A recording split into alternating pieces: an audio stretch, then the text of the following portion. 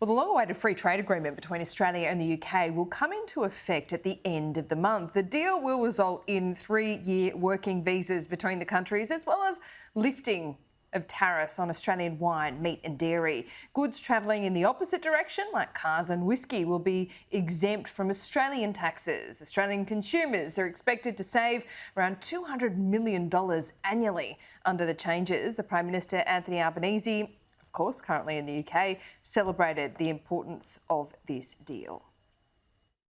What the FTA is about between Australia and the United Kingdom is getting greater access to this market for Australian products. Greater access for our beef, for our sheep products, for our wine and for other products right here. Joining me now is the Shadow Foreign Affairs Minister, Simon Birmingham. You had a thing or two to do with this when you were Trade Minister, because these things do take some time. So, look, this government's claiming it's been expedited. By how much?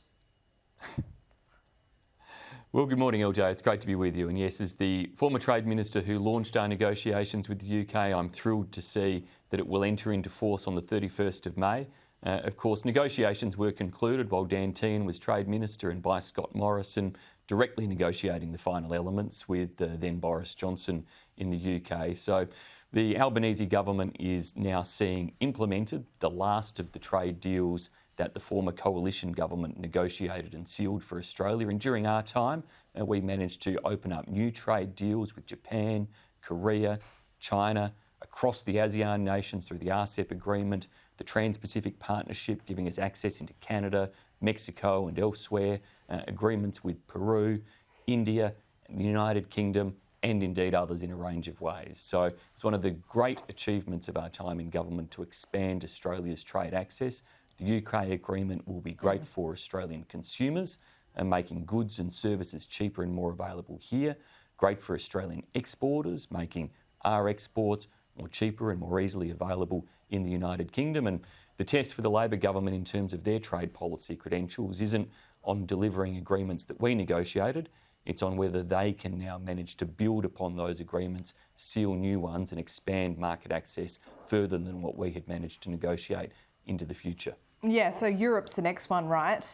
Is that on track? I mean, there was an unfortunate mispronunciation of the European leader's name, but that shouldn't stand in the way, shall it? I don't think those things will be a problem. European negotiations have gone on for a long time, and negotiating trade deals with the European Union is never easy. Of course, you've got many different competing interests across the EU, but I would be hopeful that the climate is right in terms of European approach to engagement with the rest of the world. The fact that the war Russia's invasion of Ukraine and that war is one that has really focused and sharpened European minds in terms of the importance of engaging with other democratic, liberal market economies around the world. So we should be seizing that opportunity. But the test there will be that it's a good agreement. We saw New Zealand conclude an agreement with the EU where much of the New Zealand farming sector was concerned that they didn't get sufficient market access. They didn't get the gains that you would expect to see in a trade agreement. And so Don Farrell, as Mr Albanese's Trade Minister, has his work cut out for him to make sure that any deal signed with the European Union is a good one for Australia. And the test as to whether it's a gold standard deal isn't how many pages it is or how many chapters it is. It is whether it strips away tariffs and increases access in ways that make it easier for Australian producers and service providers to get into the European market. All right, we're going to see the budget next week, of course, highly anticipated.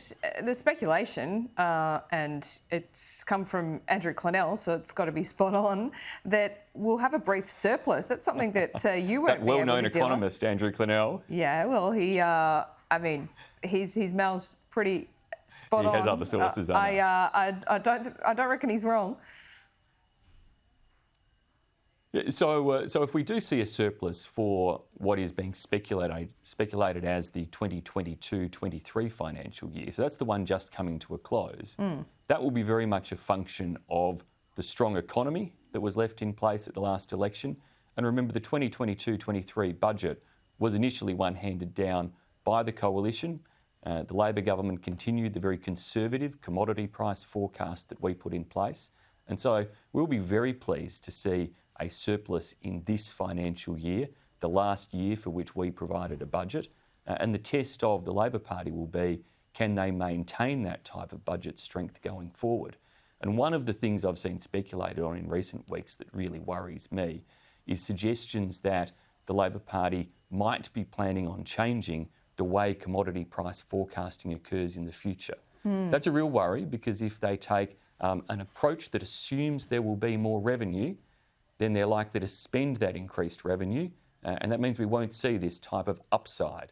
One of the things that our conservative approach to commodity price forecasting delivered was the fact that we saw big improvements in the budget bottom line because revenue exceeded expectations. And that meant that you actually had a real buffer there and has made a surplus possible.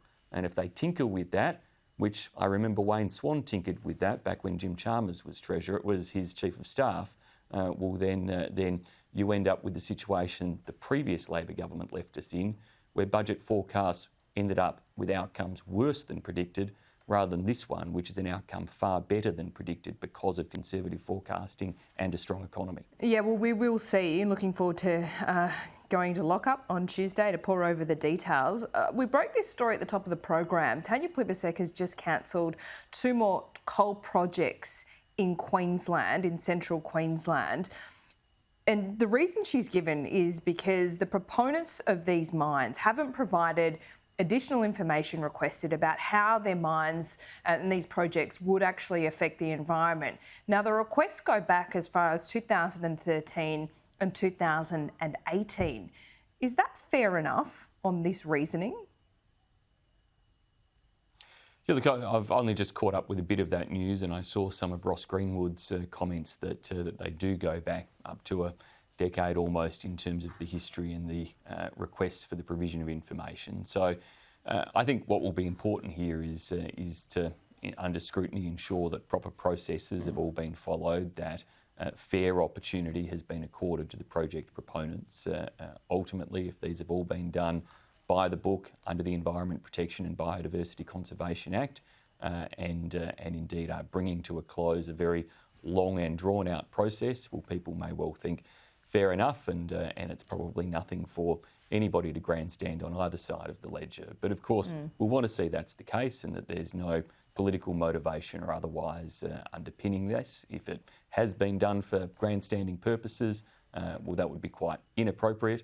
There's a clear legal playbook to follow, and it needs to have been followed. Simon Birmingham, good to talk to you. Thanks so much. Thanks, LJ. My pleasure.